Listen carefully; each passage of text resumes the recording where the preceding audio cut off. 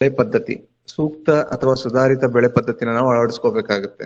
ಯಾಕಂದ್ರೆ ಪ್ರತಿ ವರ್ಷ ಒಂದೇ ಜಮೀನಲ್ಲಿ ಒಂದೇ ತರದ ಬೆಳೆ ಬೆಳೆಯೋದ್ರಿಂದ ಅಲ್ಲಿ ಒಂದು ಉತ್ಪಾದಕತೆ ತುಂಬಾ ಕಡಿಮೆ ಆಗ್ಬಿಡುತ್ತೆ.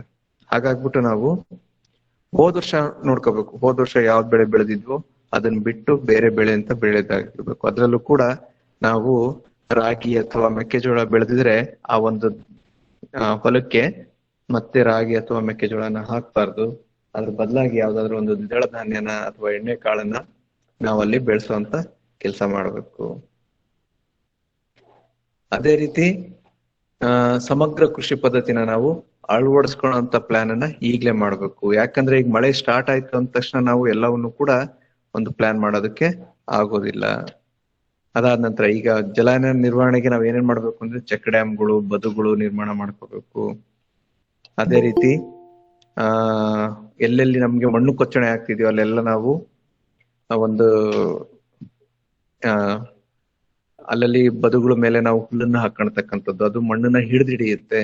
ಅದೇ ರೀತಿ ತುಂಬಾ ಇಳಿಜಾರು ಪ್ರದೇಶಗಳಲ್ಲಿ ನಾವು ಅಗೇವಾ ಅನ್ನೋ ಒಂದು ಪ್ಲಾಂಟ್ ಬರುತ್ತೆ, ಆ ಅಗೇವಾ ಪ್ಲಾಂಟ್ ನ ಹಾಕೋಬೇಕು. ಅದೇ ರೀತಿ ಈ ಮಳೆ ನೀರಿನ ನಿರ್ವಹಣೆ ಮಾಡೋದು ಹೆಂಗಪ್ಪಾ ಅಂದ್ರೆ ಓಡೋ ನೀರನ್ನ ನಡೆಯುವಂತೆ ಮಾಡ್ಬೇಕು, ನಡೆಯೋ ನೀರನ್ನ ತೆವಳುವಂತೆ ಮಾಡ್ಬೇಕು, ತೆವಳುವ ನೀರನ್ನು ಇಂಗುವಂತೆ ಮಾಡಿ ಇಂಗಿದ ನೀರನ್ನು ಅಂತರ್ಜಲಕ್ಕೆ ಸೇರಿಸುವಂತ ಕೆಲಸನ ನಾವು ಮಾಡ್ಬೇಕಾಗುತ್ತೆ. ಅದಾದ ನಂತರ ಇಲ್ಲಿ ಒಂದು ಬಿದ್ದ ಪ್ರದೇಶದಲ್ಲಿ ಹೆಚ್ಚು ಮಳೆ ನೀರಿನ ಸಂರಕ್ಷಣೆ, ಅಂದ್ರೆ ಎಲ್ಲಿ ಮಳೆ ಬೀಳುತ್ತೋ ಅಲ್ಲೇ ಒಂದು ನೀರು ಉಳುಮೆ ಮಾಡುವಂತ, ನೀರನ್ನ ಅಲ್ಲೇ ಇಂಗಿಸುವಂತ ಕೆಲಸ ಮಾಡ್ಬೇಕು. ಅದ್ರಲ್ಲಿ ತುಂಬಾ ಮುಖ್ಯವಾಗಿರ್ತಕ್ಕಂಥದ್ದು ಮಾಗಿ ಉಳುಮೆ. ಈ ಮಾಗಿ ಉಳುಮೆ ಅನ್ನೋದು ನಾವು ಬರೀ 2 ಅಕ್ಷರ ಆಗಿರ್ಬೋದು. ಮಾಗಿ ಉಳುಮೆ ಅಂದ್ರೆ ಬೇಸಿಗೆ ಉಳುಮೆ ಅಂತ ನಾವು ಹೇಳ್ತೀವಿ. ಬೇಸಿಗೆಯಲ್ಲಿ ಮಾಡ್ತಕ್ಕಂಥ ಉಳುಮೆನ ನಾವು ಮಾಗಿ ಉಳುಮೆ ಅಂತ ಹೇಳ್ತೀವಿ. ಇದನ್ನ ಯಾವಾಗ ಮಾಡ್ಬೋದು ಅಂದ್ರೆ ನಾವು ಹಿಂದಿನ ಬೆಳೆ ಅಂದ್ರೆ ಚಳಿಗಾಲದಲ್ಲಿ ಸೆಪ್ಟೆಂಬರ್, ಅಕ್ಟೋಬರ್ ಅಲ್ವಾ ನವೆಂಬರ್ ಅಲ್ಲಿ ನಾವು ಎಲ್ಲಾ ಬೆಳೆಗಳನ್ನ ಹಾರ್ವೆಸ್ಟ್ ಮಾಡಿ ನಮ್ದೇನ್ ಕೊಯ್ಲಿಗೆ ಬರುತ್ತಲ್ಲ ಆ ಟೈಮಲ್ಲಿ, ಅಥವಾ ಡಿಸೆಂಬರ್ ಅಲ್ಲಿ ಬೆಳೆ ಕಟಾವ್ ಆದ ತಕ್ಷಣ ಏನ್ ಮಾಡ್ಬೇಕು ಅಂದ್ರೆ ಮಾಗಿ ಉಳುಮೆನ ಮಾಡ್ಬೇಕಾಗತ್ತೆ. ಆ ಮಾಗಿ ಉಳುಮೆ ಮಾಡಿ ಮಣ್ಣನ್ನ ನಾವು ಬಿಸಿಲಿಗೆ ಹಿಡಿಯೋ ತರ ಆಗುತ್ತೆ. ಬಿಸಿಲಿಗೆ ನಾವು ಎಕ್ಸ್ಪೋಸ್ ಮಾಡ್ದಂಗ ಆಗುತ್ತೆ. ಆ ಎಕ್ಸ್ಪೋಸ್ ಮಾಡಿದಾಗ ಏನಾಗುತ್ತೆ ಅಂದ್ರೆ ಸಾಕಷ್ಟು ಪ್ರಮಾಣದ ಕಸ ಕಡ್ಡಿಗಳ ಏನಿರುತ್ತಲ್ಲ ಅದೆಲ್ಲವೂ ಕೂಡ ಭೂಮಿಯಲ್ಲಿ ಸೇರ್ಸ್ದಂಗ ಆಗುತ್ತೆ. ಅಲ್ಲಿರ್ತಕ್ಕಂಥ ಕಸ ಕಡ್ಡಿಗಳೆಲ್ಲ ಕೊಯ್ಯಕ್ ಸ್ಟಾರ್ಟ್ ಆಗುತ್ತೆ. ಅದೇ ರೀತಿ ಮಾಗಿ ಉಳುಮೆದ ಇನ್ನೂ ಅನುಕೂಲಗಳನ್ನ ನಾನು ಹೇಳ್ತಾ ಹೋಗ್ತೀನಿ. ಅದ್ರ ಜೊತೆಗೆ ಭೂಮಿಯನ್ನು ಸಮ ಮಾಡುವುದು, ಆಮೇಲೆ ಇಳಿಜಾರು ಬದುಗಳ ನಿರ್ವಹಣೆ ಮಾಡ್ಬೇಕಾಗಿರತಕ್ಕಂಥ, ಆಮೇಲೆ ಸಮಪಾತಳಿ ಸಾಗುವಳಿ ಮಾಡೋದು, ನೀರಿನ ಇಂಗುವಿಕೆ ಹೆಚ್ಚಿಸುವುದು, ಆಮೇಲೆ ತೊಟ್ಟಿ ಆಕಾರದ ಗುಣಿಗಳನ್ನ ಮಾಡೋದು, ಚೌಕು ಮಡಿಗಳನ್ನ ಮಾಡೋದು, ದೋಣಿ ಸಾಲುಗಳ ನಿರ್ವಹಣೆ ಮಾಡೋದು, ಅಂತರ್ ಬೇಸಾಯ ಮಾಡೋದು, ಭೂಮಿಯ ಮೇಲ್ಹೊದಿಕೆಗಳನ್ನ ಬಳಸ್ತಕ್ಕಂಥದ್ದು. ಅದರಲ್ಲಿ ಈಗ ಮೊದಲನೇದಾಗಿ ಮಾಗಿ ಉಳುಮೆ.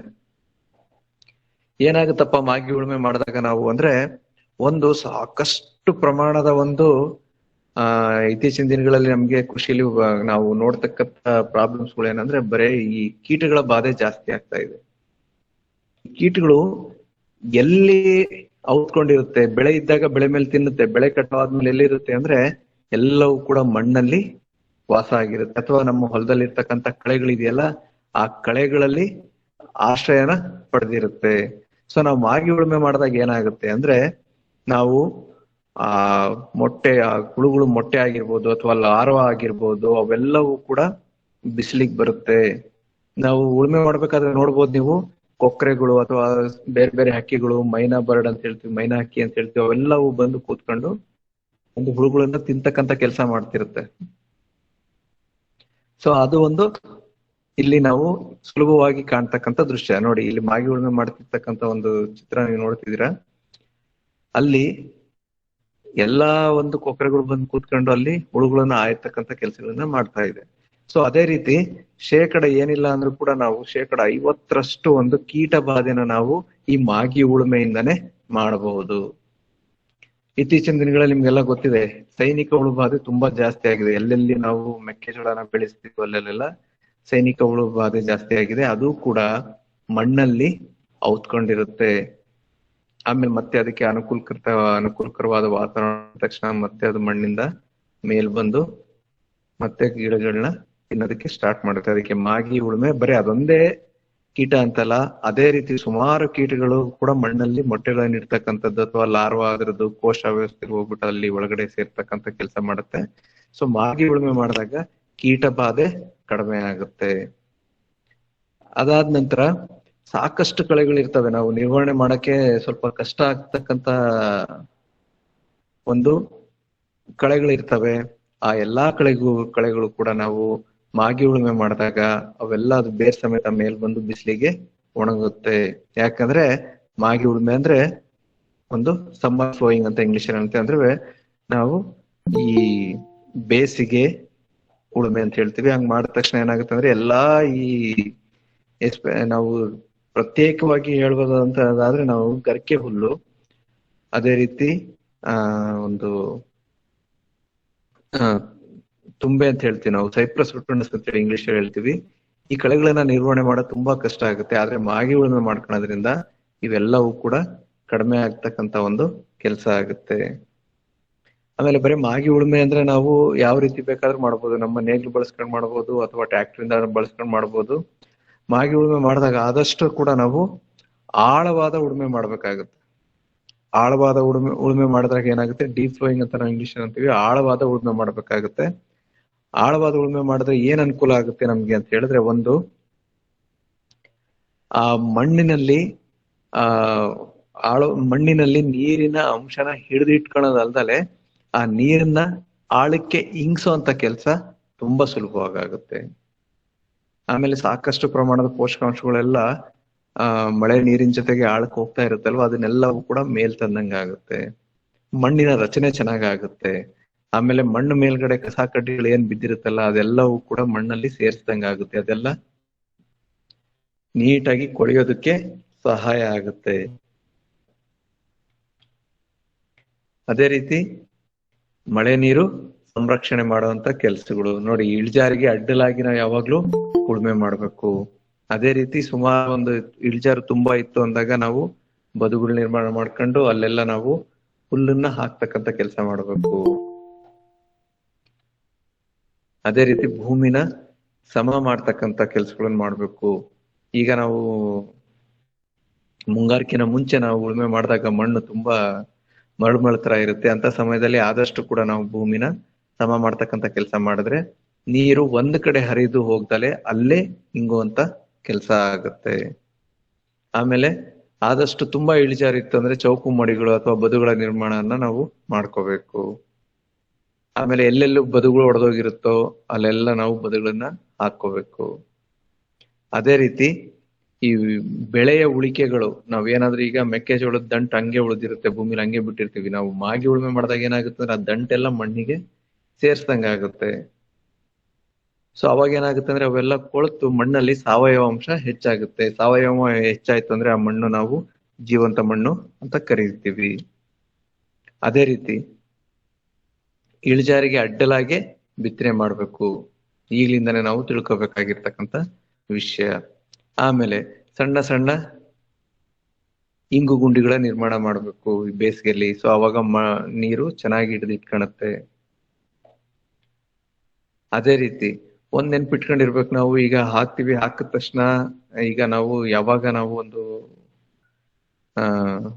ಯಾವ ಹೊಲಗಳಲ್ಲಿ ತುಂಬಾ ಕಳೆಗಳಿರ್ತಾವೋ ಆ ಹೊಲಗಳಲ್ಲಿ ನಾವು ಏನ್ ಮಾಡ್ತೀವಿ, ಯಾವ್ದೊಂದ್ ಬೆಳೆ ಹಾಕಿರ್ತೀವಿ, ಆದಷ್ಟು ನಮಗೆ ಸಾಲ್ ಕಂಡ ತಕ್ಷಣ ರಾಗಿ ಅಥವಾ ಮೆಕ್ಕೆಜೋಳ ಹಾಕಿರ್ತೀವಲ್ಲ, ಸಾಲ್ ಕಂಡ ತಕ್ಷಣ ನಾವು ಕುಂಟೆನ ಹೊಡಿತಕ್ಕಂತ ಕೆಲಸ ಮಾಡ್ಬೇಕು.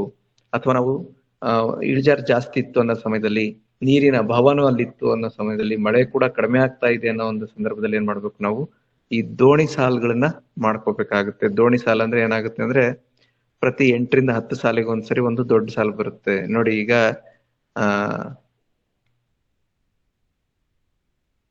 ಈ ಚಿತ್ರದಲ್ಲಿ ಕಾಣಿಸ್ತಿರಂಗೆ ನಾವು ಇಲ್ಲಿ ಶೇಂಗಾ ಮತ್ತೆ ತೊಗರಿನ ಹಾಕೊಂಡಿದೀವಿ, ನೆಲಗಡಲೆ ಮತ್ತೆ ತೊಗರಿನ. 8 ಸಾಲು ಶೇಂಗಕ್ಕೆ 2 ಸಾಲು ತೊಗರಿ ಹಾಕೊಂಡಿದೀವಿ. ಈ 2 ತೊಗರಿ ಸಾಲು ಮಧ್ಯೆ ನಾವು ಏನ್ ಮಾಡ್ತಿದೀವಿ ಅಂದ್ರೆ ಈ ದೋಣಿ ಸಾಲನ್ನ ತೆಗ್ದಿದೀವಿ. ದೋಣಿ ಸಾಲನ್ನ ತೆಗೆದ್ಬಿಟ್ಟು ಹಾಗೆ ಬಿಡೋ ಹಾಗಿಲ್ಲ, ಅಲ್ಲಲ್ಲೇ ಚಿಕ್ಕ ಚಿಕ್ಕದಾಗಿ ಒಂದು ಬದುಗಳು ಹಾಕ್ಬೇಕು. ಆ ಸಾಲ್ ತೆಗ್ದಿರ್ತೀವಲ್ಲ, ಅಲ್ಲಿ ಚಿತ್ರದಲ್ಲಿ ಕಾಣಿಸ್ತಿದೆಯಲ್ಲ, ಅಲ್ಲಿ ಆ ತರ ನಾವು ಇಲ್ಲಿ ನೋಡ್ಬೋದು. ಇಲ್ಲಿ ಇವನ್ನೆಲ್ಲ ದೋಣಿ ಅಂತ ಹೇಳ್ತೀವಿ ನಾವು. ಇದೊಂದು ದೋಣಿ, ಇದನ್ನ ದೋಣಿ ಸಾಲು ಅಂತ ಕರಿತೀವಿ. ಇಷ್ಟ ಹಾಕೊಂಡ್ಮೇಲೆ ಏನಾಗುತ್ತೆ ಅಂದ್ರೆ ಆ ಮಳೆ ನೀರ್ ಬಿದ್ದಿದ್ದು ಈ ದೋಣಿ ಸಾಲಲ್ಲಿ ನಿಲ್ತಕ್ಕಂತ ಕೆಲಸ ಆಗುತ್ತೆ. ಈಗ ಅರಸೀಕೆರೆ ಅಂತ ಭಾಗದಲ್ಲಿ ವಾರ್ಷಿಕ ಮಳೆನೇ ಕಡಿಮೆ. ಅದೇ ರೀತಿ ನಾವು ಈ ಕಡೆ ಹಾಸನ ಬಂದ್ರೆ ಜಾಸ್ತಿ, ಮತ್ತೆ ಚನ್ನರಾಯಪಟ್ಟಣ ಹೋದ್ರೆ ಅಲ್ಲಿ ಮತ್ತೆ ಮಳೆ ಕಡಿಮೆ ಅಂತ ಪರಿಸ್ಥಿತಿಲಿ ನಾವು ಈ ತರದ್ದೊಂದು ಅನುಕೂಲಗಳನ್ನ ಮಾಡ್ಕೋಬೇಕಾಗುತ್ತೆ. ನೋಡಿ, ದಿನ್ನೆ ಮತ್ತು ದೋಣಿ ಸಾಲುಗಳು ಯಾವಾಗ್ಲೂ ಮಣ್ಣು ಏರ್ ಹಾಕ್ಬೇಕು. ಯಾಕಂದ್ರೆ ಮಳೆ ಜಾಸ್ತಿ ಬಂದ್ರು ಕೂಡ ಕೆಲವೊಂದು ಗಿಡಗಳು ಕೊಳ್ತು ಹೋಗುತ್ತೆ. ಆದಷ್ಟು ಭೂಮಿ ಮೇಲೆ ಹೊದಿಕೆನ ಹಾಕ್ತಕ್ಕಂತ ಮಾಡ್ಬೇಕು. ಯಾಕಂದ್ರೆ ನೀರಿನ ನಾವು ಸಂರಕ್ಷಣೆ ಮಾಡ್ಕೋಬೇಕು. ಆಮೇಲೆ ಕೃಷಿ ಹೊಂಡಗಳು ಅಕಸ್ಮಾತ್ ಏನಾದ್ರು ಇದ್ರೆ ಅದರಿಂದ ಆಗ್ತಕ್ಕಂತ ಒಂದು ಏನಂದ್ರೆ ಅನುಕೂಲಗಳು ಏನಂತ ಹೇಳಿದ್ರೆ, ವ್ಯರ್ಥವಾಗುವ ಮಳೆ ನೀರನ್ನ ಸಂಗ್ರಹಣೆ ಮಾಡ್ಕೊಂತೀವಿ, ಪುನರ್ ಬಳಸ್ತೀವಿ. ಕೃಷಿ ಭೂ ಉತ್ಪಾದನೆ ಹೆಚ್ಚಳ ಆಗುತ್ತೆ. ಆಮೇಲೆ ಜಾನುವಾರುಗಳಿಗೆ ನೀರ್ ಸಿಗುತ್ತೆ. ಮೀನುಗಾರಿಕೆ ಹಾಗೂ ಜೈವಿಕ ಗೊಬ್ಬರ ಉತ್ಪಾದನೆಯಿಂದ ಹೆಚ್ಚುವರಿ ಆದಾಯನ ನಮ್ಗೆ ಸಿಗ್ತಕ್ಕಂತ ಕೆಲಸ ಆಗುತ್ತೆ. ಆದಷ್ಟು ಆಮೇಲೆ ದೀರ್ಘಾವಧಿ ತೋಟಗಾರಿಕೆ ಅಥವಾ ಅರಣ್ಯ ಬೆಳೆಗಳ ಅಭಿವೃದ್ಧಿ ಕೂಡ ನಾವು ಮಾಡಬಹುದು. ಸೊ ಈ ತರ ಕೃಷಿ ಹೊಂಡಗಳನ್ನ ನಿರ್ಮಾಣ ಮಾಡ್ಕೊಂಡು ಬೇಸಿಗೆಯಲ್ಲಿ ನಾವು ಕೃಷಿ ಹೊಂಡದಲ್ಲಿ ತುಂಬಿರ್ತಕ್ಕಂಥ ನೀರನ್ನ ನಾವು ಬಳಸ್ಕೊಳ್ಳುವಂತ ಕೆಲ್ಸನ ಮಾಡಬಹುದು. ಅದೇ ರೀತಿ ಕೊಳವೆ ಬಾವಿ ಜಲ ಮರುಪೂರ್ಣ ಮಾಡೋದು ಹೇಗೆ ಅಂತ ಹೇಳಿದ್ರೆ, ಬೇಸಿಗೆಯಲ್ಲಿ ನಾವು ಇದೊಂದು ಕೆಲ್ಸನ ಆರಾಮಾಗಿ ಎಲ್ರು ನಮ್ಮ ಹೊಲಗಳಲ್ಲಿ ಮಾಡ್ತಕ್ಕಂತ ಕೆಲ್ಸಗಳನ್ನ ಮಾಡ್ಬೇಕು. ಈಗ ಯಾಕಂದ್ರೆ ಎಲ್ಲಾರ ಹೊಲಗಳಲ್ಲೂ ಕೂಡ ಒಂದು ಸರಿಸಾಮಾನ್ಯವಾಗಿ ನಾವು ನೋಡತ್ತ ಕೆಲ್ಸ ಅಂದ್ರೆ ಎಲ್ಲಾರ ತೋಟದಲ್ಲಿ ಕೊಳವೆ ಬಾವಿಗಳು ಇದ್ದೇ ಇರುತ್ತೆ. ಅಲ್ಲೇನ್ ಮಾಡ್ಬೇಕು ಅಂತ ಹೇಳಿದ್ರೆ, ನಾವು ನಮ್ಮ ಒಂದು ಬೋರ್ವೆಲ್ ಸುತ್ತ ಕೇಸಿಂಗ್ ಪೈಪ್ ಏನಿದೆಯಲ್ಲ, ಈ ಕೇಸಿಂಗ್ ಪೈಪ್ ಸುತ್ತ ನಾವು ಗುಂಡಿನ ತಕ್ಕೋಬೇಕು. ಯಾವ ರೀತಿ ತಕ್ಕೋಬೇಕು ಅಂದ್ರೆ, ಅದರ ಉದ್ದ ಆಗಲ್ಲ ಅಂದ್ರೆ ನಮಗೆ ಸಾಕಷ್ಟು ಪ್ರಮಾಣದ ನೀರು ಶೇಖರಣೆ ಆಗುತ್ತೆ ಅನ್ನೋದಾದ್ರೆ 5 ಮೀಟರ್ ಅಗಲ 5 ಮೀಟರ್ ಉದ್ದದ ಗುಂಡಿನ ನಾವು ತಕ್ಕೋಬಹುದು. ಅದೇ ರೀತಿ ಆಳ ಬಂದ್ಬಿಟ್ಟು 5 ಮೀಟರ್ನ ತಕ್ಕೋಬಹುದು. ಇಷ್ಟು ತಕ್ಕೊಂಡಾದ್ಮೇಲೆ ನಾವ್ ಏನ್ ಮಾಡ್ಬೇಕು ಅಂದ್ರೆ, ಕೆಳಗಡೆ ಈ ಕೇಸಿಂಗ್ ಪೈಪ್ ಕೆಳಭಾಗದಲ್ಲಿ ಇಲ್ಲಿ ಬ್ಲೂ ಕಲರ್ ಕಾಣಿಸ್ತಿದೆಯಲ್ಲ, ಇಲ್ಲಿ ನೈಲಾನ್ ಮೆಶ್ ನ ಸುತ್ತಬೇಕಾಗುತ್ತೆ. ಈ ನೈಲಾನ್ ಮೆಶ್ ನ ಸುತ್ತೋದ್ಕಿಂತ ಮುಂಚೆ ಈ ಕೇಸಿಂಗ್ ಪೈಪ್ಗೆ ನಾವು ಅಲ್ಲಲ್ಲಿ ರಂಧ್ರಗಳನ್ನ ಮಾಡ್ಬೇಕಾಗುತ್ತೆ. ಆ ರಂಧ್ರಗಳನ್ನ ಮಾಡ್ಕೊಂಡ್ಬಿಟ್ಟು, ಆ ರಂಧ್ರಗಳು ಹೇಗಿರ್ಬೇಕು ಅಂದ್ರೆ ಎಲ್ಲ ಒಂದೇ ಕಡೆ ಇರಬಾರ್ದು. ಪೈಪ್ಗೆ ಯಾವುದೇ ಒಂದು ತೊಂದರೆ ಆಗದಂಗೆ ದೂರದಲ್ಲಿ ರಂಧ್ರಗಳನ್ನ ಮಾಡ್ಕೋಬೇಕು. ಸುಮಾರು 2 ಅಡಿ ಜಾಗದಲ್ಲಿ ರಂಧ್ರಗಳನ್ನ ಮಾಡ್ತಕ್ಕಂಥ ಕೆಲ್ಸನ ಮಾಡ್ಬೇಕು. ಇಲ್ಲ ನಮ್ಮ ಹೊಲದಲ್ಲಿ ಕಡಿಮೆ ನೀರ್ ಹರಿದು ಬರುತ್ತೆ ಅನ್ನೋದಾದ್ರೆ, ಅಂತ ಕಡೆ ನೀವು 3 ಮೀಟರ್ ಉದ್ದ 3 ಮೀಟರ್ ಅಗಲ 5 ಅಡಿ 5 ಮೀಟರ್ ಆಳಕ್ಕೆ ನೀವು ಗುಂಡಿನ ತಕ್ಕೋಬೇಕಾಗತ್ತೆ. ಅದಾದ ನಂತರ ಏನ್ ಮಾಡ್ಬೇಕು, ಆ ನೈಲಾನ್ ಮೆಶ್ಗೆ ನಾವು ಈ ಒಂದು ಕೇಸಿಂಗ್ ಪೈಪ್ಗೆ ನಾವು ತೂತುಗಳನ್ನ ಮಾಡಾದ್ಮೇಲೆ ಅದ್ರ ಸುತ್ತ ನಾವು ನೈಲಾನ್ ಮೆಶ್ ನ ಸುತ್ತಬೇಕಾಗುತ್ತೆ. 2 ಪದರ ನೈಲಾನ್ ಮೆಶ್ ನ ಸುತ್ತಬೇಕು. ಅದಾದ ನಂತರ ಏನ್ ಮಾಡ್ಬೇಕು ಅಂದ್ರೆ, ನಾವು ಈ ಕೇಸಿಂಗ್ ಪೈಪ್ಗೆ ಸುತ್ತ ಏನ್ ಮಾಡ್ಬೇಕು, ದೊಡ್ಡ ಬೋರ್ಡರ್ ಕಲ್ಗಳನ್ನ ನಾವು ಇದು ಸುತ್ತ ಹಾಕ್ತಾ ಬರ್ಬೇಕು. ಎಷ್ಟು ಹಾಕ್ಬೇಕು ಅಂದ್ರೆ ನೋಡಿ, ಇಲ್ಲಿ 2 ಅಡಿಯಷ್ಟು ದೊಡ್ಡ ಬೋರ್ಡರ್ ಕಲ್ಲನ್ನ ಹಾಕಬೇಕು. ಅದ್ ಹಾಕದಾದ್ಮೇಲೆ 40 mm ಜಲ್ಲಿ ಬರುತ್ತೆ. ಆ 40 mm ಜಲ್ಲಿನ ಸುಮಾರು 1.5 ಅಡಿಯಷ್ಟು ಹಾಕ್ಬೇಕು. ಆಮೇಲೆ ಮತ್ತೆ 1.5 ಅಡಿಯಷ್ಟು 20 mm ಜಲ್ಲಿನ ಹಾಕ್ಬೇಕಾಗುತ್ತೆ. ಅದಾದ್ಮೇಲೆ ನಾವು ಇದ್ರ ಮೇಲ್ಗಡೆ ನಾವು ಒಂದು ಚಾರ್ಕೋಲ್ ಅಂತ ಹೇಳಿದ್ರೆ ಇದ್ಲನ್ನ ಹಾಕ್ಬೇಕಾಗುತ್ತೆ. ಇದ್ಲು ಎಷ್ಟು ಹಾಕ್ಬೇಕು ಅಂದ್ರೆ, ಒಂದು 1/4 ಅಡಿಯಷ್ಟು ಇದ್ಲನ್ನ ಹಾಕ್ಬೇಕಾಗುತ್ತೆ. ಇಲ್ಲ ಅಂದ್ರೆ ನಾವು ಇದ್ರಲ್ಲಿ ಹೇಳ್ಬೇಕು ಅನ್ನೋದಾದ್ರೆ ಒಂದು 10 ಸೆಂಟಿಮೀಟರ್ ಅಷ್ಟು ಇದ್ಲನ್ನ ಹಾಕ್ಬೇಕಾಗುತ್ತೆ. ಅದ್ರ ಮೇಲ್ಗಡೆ ನಾವು ಮತ್ತೆ ಒಂದು ನೈಲಾನ್ ಮೆಶ್ ನ ಹಾಕ್ಬೇಕು. ಇದ್ಲಾದ್ಮೇಲೆ ಒಂದು ನೈಲಾನ್ ಮೆಶ್ ನ ಹಾಕ್ಬೇಕು. ಅದು ಹಾಕಾದ್ಮೇಲೆ ಅದ್ರ ಮೇಲ್ಗಡೆ ನಾವು ಹಳ್ಳದ ಮರಳು ಬರುತ್ತಲ್ಲ, ಆ ಮರಳನ್ನ ಹಾಕ್ತಕ್ಕಂತ ಕೆಲಸ ಮಾಡ್ಬೇಕು. ನೋಡಿ, ಇಲ್ಲಿ ಇದ್ಲ ಹಾಕ್ತಿರೋದು. ಇದ್ಲಾದ್ಮೇಲೆ ಅದ್ರ ಮೇಲ್ಗಡೆ ಮರಳನ್ನ ಹಾಕ್ಬೇಕಾಗತ್ತೆ. ಇಷ್ಟು ಹಾಕಿದಾಗ ನೀರು ಹರ್ಕೊಂಬರೋದಕ್ಕೆ ಒಂದು ಕಾಲುವೆನ ತೆಗ್ದಿರ್ಬೇಕು. ಆ ಕಾಲುವೆಯಿಂದ ನೀರ್ ಹರ್ಕೊಂಬಂದು ಈ ಮರಳು ಮುಖಾಂತರ ಇಳಿದು ಈ ಪರದೆ ಮುಖಾಂತರ ಕಸ ಕಡ್ಡಿಗಳು ಎಲ್ಲವೂ ಕೂಡ ಹೋಗ್ಬಿಟ್ಟು ಇದ್ಲು ಮುಖಾಂತರ ನೀರೇನಾದ್ರೂ ಹರಿತು ಅಂದ ತಕ್ಷಣ ಏನಾಗುತ್ತೆ ಅಂದ್ರೆ, ಅದು ಕಂಪ್ಲೀಟ್ ಆಗಿ ಫಿಲ್ಟರ್ ಆಗಿ ಫಿಲ್ಟರ್ ಆಗಿರ್ತಕ್ಕಂಥ ನೀರು ಡೈರೆಕ್ಟ್ ಆಗಿ ಕೊಳವೆ ಬಾವಿಗೆ ಹೋಗುತ್ತೆ, ನಮ್ಮ ಅಂತರ್ಜಲನ ವೃದ್ಧಿಸುತ್ತೆ.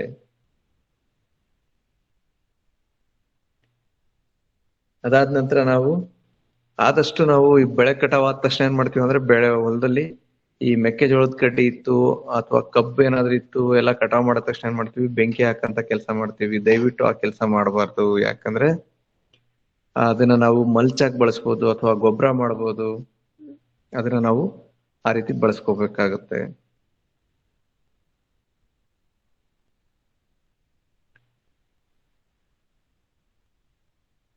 ಆಮೇಲೆ ಈ ಬೇಸಿಗೆ ಟೈಮಲ್ಲಿ ನಾವು ಕೊಟ್ಟಿಗೆ ಗೊಬ್ಬರ ಅಥವಾ ಕಾಂಪೋಸ್ಟ್ ನ ನಾವು ತಯಾರು ಮಾಡ್ಕೊಂಡು ಬಿತ್ತನೆಗೆ ನಾವು ಹಾಕುವಂತ ಕೆಲಸ ಮಾಡ್ತೀವಿ. ಆದ್ರೆ ಬಿತ್ತನೆ ಟೈಮಲ್ಲಿ ನಾವು ಈ ಕೊಟ್ಟಿಗೆ ಗೊಬ್ಬರನ ಅಥವಾ ಕಾಂಪೋಸ್ಟ್ ಗೊಬ್ಬರನ ಹಾಕಬಾರದು. ಬಿತ್ತನೆ ಮಾಡುವ ಒಂದು 2 ವಾರ 4 ವಾರ ಅಂತ ಹೇಳ್ತೀವಿ, ಅಟ್ಲೀಸ್ಟ್ 2 ವಾರ ಮುಂಚಿತವಾಗಿ ನಾವು ಮಣ್ಣಿಗೆ ಸೇರಿಸ್ತಕ್ಕಂಥ ಕೆಲಸ ಮಾಡ್ಬೇಕು. ಏನಕ್ಕೆ ನಾವು ಇಷ್ಟು ಬೇಗ ಮಣ್ಣಿಗೆ ಸೇರಿಸ್ಬೇಕು ಅಂತ ಹೇಳಿದ್ರೆ, ಮಾಗಿ ಉಳುಮೆ ಮಾಡಿರ್ತೀವಿ, ಅವಾಗ್ಲೇ ಸಾಕಷ್ಟು ಕಸ ಕಡ್ಡಿಗಳೆಲ್ಲ ಭೂಮಿಲಿ ಸೇರ್ಕೊಂಡಿರುತ್ತೆ, ಅದೆಲ್ಲ ಕೊಳತಿರುತ್ತೆ. ಇನ್ನೇನೀಗ ಜೂನ್ ಅಲ್ಲಿ ನಾವು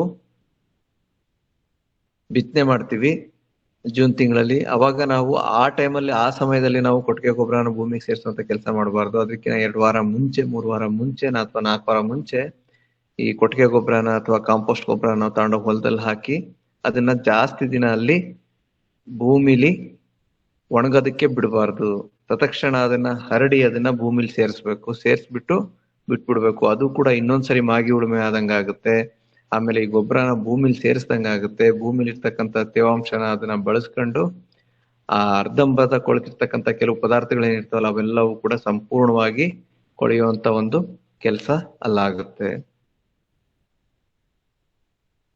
ಆಮೇಲೆ ಯಾವ್ಯಾವಪ್ಪ ಈ ಗೊಬ್ಬರಗಳು ಅಂತ ಹೇಳಿದ್ರೆ ಕೊಟ್ಟಿಗೆ ಗೊಬ್ಬರ ಆಗಿರ್ಬೋದು, ಕಾಂಪೋಸ್ಟ್ ಗೊಬ್ಬರ ಆಗಿರ್ಬೋದು, ಎರೆಹುಳು ಗೊಬ್ಬರ ಆಗಿರ್ಬೋದು, ಅಥವಾ ಎಣ್ಣೆಕಾಳು ಹಿಂಡಿಗಳಾಗಿರ್ಬೋದು. ಈ ಎಣ್ಣೆಕಾಳು ಹಿಂಡಿಗಳನ್ನ ಎಲ್ಲಿ ಯಥೇಚ್ಛವಾಗಿ ಬಳಸ್ತಾರೆ ಅಂದ್ರೆ ಈ ಶುಂಠಿ ಬೆಳೆಗಾರರು, ನಮ್ಮ ಭಾಗದಲ್ಲಿ ಹಾಸನದಲ್ಲಿ ಶುಂಠಿ ಬೆಳೆಗಾರರು ಎಲ್ಲರೂ ಕೂಡ ಈ ಬೇವಿನ ಕಾಳಿನ ಹಿಂಡಿನ ಬಳಸ್ತಾರೆ. ಅವ್ರು ಏನ್ ಮಾಡ್ಬೇಕು ಅಂದ್ರೆ ಮುಂಚಿತವಾಗಿ ಅದನ್ನ ತಂದಿಟ್ಕೊಂಡು, ಬೇಸಿಗೆಯಲ್ಲಿ ಅದನ್ನ ತಂದಿಟ್ಕೊಂಡು, ಯಾಕಂದ್ರೆ ಬೇಸಿಗೆಯಲ್ಲಿ ಅದರದ್ದು ಹಿಂಡಿ ಸಿಗಂತದನ್ನ ತಂದಿಟ್ಕೊಂಡು ಅದನ್ನ ಮಣ್ಣಿಗೆ ಸೇರಿಸಿ ಅದಾದ್ಮೇಲೆನೆ ನಾವು ಬಿತ್ತನೆ ಮಾಡುವಂತ ಕೆಲಸ ಮಾಡಿದ್ರೆ ಸಾಕಷ್ಟು ರೋಗ ರುಜಿನಗಳನ್ನ ನಾವು ಅಲ್ಲಿ ತಪ್ಪಿಸ್ಬೋದು. ಶುಂಠಿಗೆ ಬರ್ತಕ್ಕಂಥ ರೋಗಗಳನ್ನ ನಾವು ಕಡಿಮೆ ಮಾಡಬಹುದು. ಆಮೇಲೆ ಈ ಹೊಲದ ತ್ಯಾಜ್ಯಗಳ ಗೊಬ್ಬರ, ಕೃಷಿ ಮತ್ತು ಕೈಗಾರಿಕಾ ತ್ಯಾಜ್ಯ ವಸ್ತುಗಳ ಗೊಬ್ಬರನ ಎಲ್ಲವನ್ನು ಕೂಡ ಸಂಪೂರ್ಣವಾಗಿ ಕೊಳೆಸಿ ಅವನ್ನ 4 ವಾರ ಮುಂಚಿತವಾಗಿ ಅಥವಾ 2 ವಾರ ಮುಂಚಿತವಾಗಿ ಭೂಮಿಗೆ ಸೇರಿಸಿ ಭೂಮಿಲಿ ಒಣಗ್ಸಕ್ಕೆ ಬಿಡದಂಗೆ ಅದನ್ನ ನಾವು ಉಳುಮೆ ಮಾಡ್ಬೇಕಾಗುತ್ತೆ. ಅದ್ರ ಜೊತೆಗೆ ಹಸಿರೆಲೆ ಗೊಬ್ಬರ, ಈಗ ನೋಡಿ ಈಗ ಸಾಕಷ್ಟು ಪ್ರಮಾಣದ ಈಗ ಹಸಿರೆಲೆ ಈಗ ಗೊಬ್ಬರಗಳು ನಮಗೆ ಸಿಗೋದಿಲ್ಲ. ಕೊಟ್ಟಿಗೆ ಗೊಬ್ಬರನು ಸಿಗಲ್ಲ, ಕಾಂಪೋಸ್ಟ್ ಸಿಗಲ್ಲ, ಎರೆಹುಳು ಗೊಬ್ಬರನು ಇಲ್ಲ. ಹಾಗಿದ್ದಾಗ ಪ್ರತಿ ವರ್ಷದಿಂದ ವರ್ಷ ನಾವು ಬೆಳೆ ಬೆಳಿತಾನೆ ಇದ್ದಾಗ ಏನಾಗುತ್ತೆ ಅಂದ್ರೆ ಭೂಮಿಲಿ ಒಂದು ಸಾವಯವ ಪದಾರ್ಥ ಕಡಿಮೆ ಆಗುತ್ತೆ, ಅದೇ ರೀತಿ ಪೋಷಕಾಂಶಗಳ ಪ್ರಮಾಣನೂ ಕಡಿಮೆ ಆಗುತ್ತೆ. ಸೊ ಅಂತ ಕಡೆ ನಾವೇನ್ ಮಾಡ್ಬೋದು ಅಂದ್ರೆ ಹಸಿರೆಲೆ ಗೊಬ್ಬರಗಳನ್ನ ಬಳಸ್ಕೋಬಹುದು. ಈಗ ನೋಡಿ ಈಗ ಕೆಲವರು ರಾಗಿ ಮಾತ್ರ ಬೆಳಿತೀನಿ ಅಂತಾರೆ. ರಾಗಿ ಮಾತ್ರ ಬೆಳೆಯೋರು ಏನಾಗುತ್ತೆ, ಜುಲೈಗೆ ನಾವು ಬಿತ್ತನೆ ಮಾಡ್ಬೇಕಾಗಿ ಬರುತ್ತೆ. ಸೊ ನಮ್ಗೆ ಏಪ್ರಿಲ್ ಅಲ್ಲೇ ಮಳೆ ಸ್ಟಾರ್ಟ್ ಆಗೋದ್ರಿಂದ ಯಾವಾಗ ಏಪ್ರಿಲ್ ಅಲ್ಲಿ ನಾವು ಮೊದಲನೇ ಮಳೆ ಬರುತ್ತೋ ಆ ಟೈಮಲ್ಲಿ ನಾವು ಹಸಿರೆಲೆ ಗೊಬ್ಬರಗಳನ್ನ ಹಾಕೊಂಡ್ರೆ ಆ ಹಸಿರೆಲೆ ಗೊಬ್ಬರದಿಂದ ಸಾಕಷ್ಟು ಟನ್ ಗಟ್ಲೆ ಒಂದು ಸಾವಯವ ಪದಾರ್ಥ ಭೂಮಿಗೆ ಸೇರೋದಲ್ದರೆ ಭೂಮಿಯ ಫಲವತ್ತತೆನೂ ಜಾಸ್ತಿ ಆಗುತ್ತೆ, ಹಾಗೂ ಭೂಮಿಲಿ ಸಾವಯವ ಅಂಶನೂ ಜಾಸ್ತಿ ಆಗುತ್ತೆ. ಹಾಗೆ ಮುಂದೆ ಯಾವ ಒಂದು ಬೆಳೆ ಬೆಳೆದ್ರು ಕೂಡ ಅದಕ್ಕೆ ಸುಲಭವಾಗಿ ಪೋಷಕಾಂಶಗಳು ದೊರೆಯುವಂತ ಕೆಲಸ ಆಗುತ್ತೆ. ಯಾವಪ್ಪ ಈ ಹಸಿರೆಲೆ ಗೊಬ್ಬರಗಳು ಅಂತ ಹೇಳಿದ್ರೆ, ಯಾವುದೇ ಸಸ್ಯ ಒಂದು ಎಲೆ, ಕಾಂಡ, ಬೇರು ಇವುಗಳಿಂದ ಒಂದು ಗೊಬ್ಬರ ತಯಾರಿಸ್ತೀವಿ ಅಥವಾ ಗೊಬ್ಬರ ಏನ್ ಸಿಗುತ್ತೋ ಅವು ನಾವು ಹಸಿರೆಲೆ ಗೊಬ್ಬರ ಅಂತ ಕರಿತೀವಿ. ಯಾವಾಗ ಇವನ್ನ ನಾವು ಹಸಿರೆಲೆ ಗೊಬ್ಬರ ಅಂತ ಹೇಳ್ತೀವಿ, ಇದು ಬಹಳ ಬೇಗ ಕೊಳಿಬೇಕು ಭೂಮಿಲಿ. ಅಂತ ಒಂದು ಗಿಡಗಳನ್ನ ನಾವು ಬೆಳೆಸಿದಾಗ ಅವನ್ನ ಹಸಿರೆಲೆ ಗೊಬ್ಬರಗಳು ಅಂತ ಕರಿತೀವಿ. ಅವುಗಳು ಯಾವ್ಯಾವಪ್ಪ ಅಂದ್ರೆ ಸೆಣಬು, ಆಮೇಲೆ ಡೈಂಚ, ನಮ್ ಕೌಪಿ,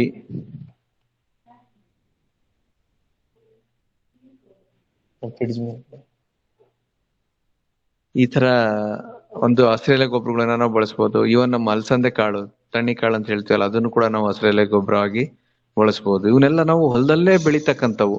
ಅದು ಬಿಟ್ಟು ನಾವು ಬೇಕಿದ್ರೆ ಈಗ ಹೊಂಗೆ ಇದೆ, ಗ್ಲೇರಿಸಿಡಿಯಾ ಗೊಬ್ಬರದ ಗಿಡ ಅಂತ ಹೇಳ್ತೀವಿ, ಅಥವಾ ಬೇವಿನ ಗಿಡ ಅಂತ ಹೇಳ್ತೀವಿ, ಅಥವಾ ಎಕ್ಕ, ಇವನ್ನೆಲ್ಲವೂ ಕೂಡ ನಾವು ಬಳಸಬಹುದು, ಹಸಿರೆಲೆ ಗೊಬ್ಬರವಾಗಿ ಬಳಸಬಹುದು.